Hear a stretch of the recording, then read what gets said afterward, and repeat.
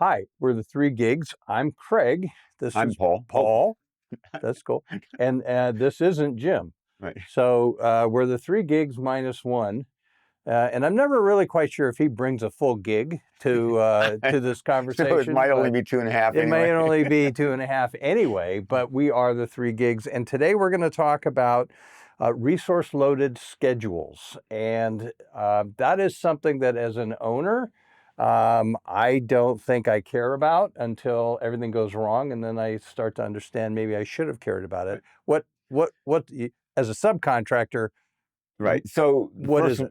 first of all, let's talk about the schedule itself, right? So you ordered a schedule for your project. It was in the prime contract with your general contractor. Hey, create and provide to me a schedule. Correct. That schedule gets all of the activities that are going to happen on your project, and those activities get sequenced for the most part based on what a normal construction project and the nature of your project should require. Right. So you would know that you're going to go out there and do your grading, and then you're going to do your foundations, and then you're going to do concrete and structural and so on, just like it should be planned out.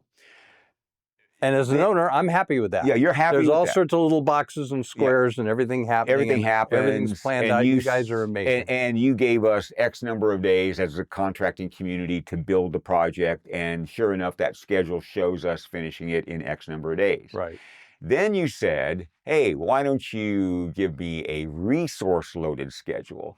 And so the resource loaded schedule, in its purest simplicity, just says assign to each of those activities the company, entity, piece of equipment, the materials associated with it, the crews that are responsible for performing that task. So you've got a task that's to put in a sewer line for 600 feet. Right. I'm good. I Right. see that that's your plan. Right. But if I'm somebody, and as a commercial owner developer, I probably wouldn't ask for a resource, but probably a lot of A government lot of public government works contracts want are resources. requiring that, right? So if I've said I want a resource schedule, I'm going to get that same task, only along with it will be the information of how many people are working. Yeah, depending on the level of detail that you're interested in. But if you just said resource loaded, I may just say XYZ company is doing that. Mm-hmm. And then we would assign all of the activities to companies. Mm-hmm. You might want it more specific than that, especially since XYZ company is doing water, sewer, and storm drain on your project, both on-site and off-site on the street. Right. Do they have enough resources? Exactly right. So then if you require me to put red crew, blue crew, green crew, and maybe even show who's responsible for those crews, like foreman and so on, then you eventually would be able to see if my resources are stretched too thin Right. on your project. Right.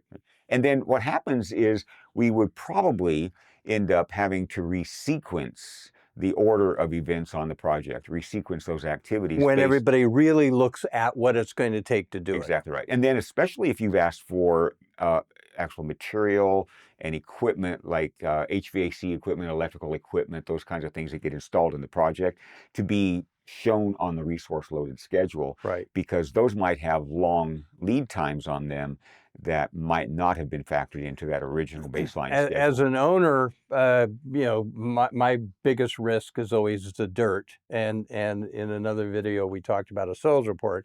But this is a really good example where I'd like to know what, if I'm really interested in the resource loading, one of the things I would be interested in, if I had a soils report that said there was going to be rock, what kind of rock breaker are you blasting or a rock breaker? Right. If it's a rock breaker, what kind are you bringing? And is it big enough? Mm-hmm. And we might agree that it is. And then you might start doing your digging and you're running into way more and harder rock.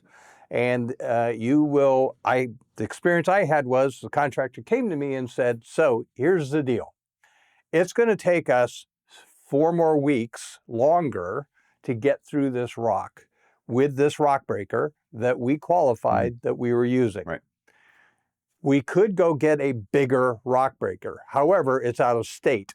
Right. And so now we have to have a change order to figure out whether I'm going to pay for more time or I'm going to pay Right. for a bigger piece of equipment. Exactly. But it got qualified. This is what you're bringing. And see, the beauty of the resource loaded schedule is that you were fully informed as to what I thought I could bring to handle the rock on your project. So should every project fundamentally, should every owner say, I don't want just a schedule, I want a resource loaded schedule? I think it's a benefit to everybody, quite frankly. Okay, well, that's our tackle on the resource loaded schedules.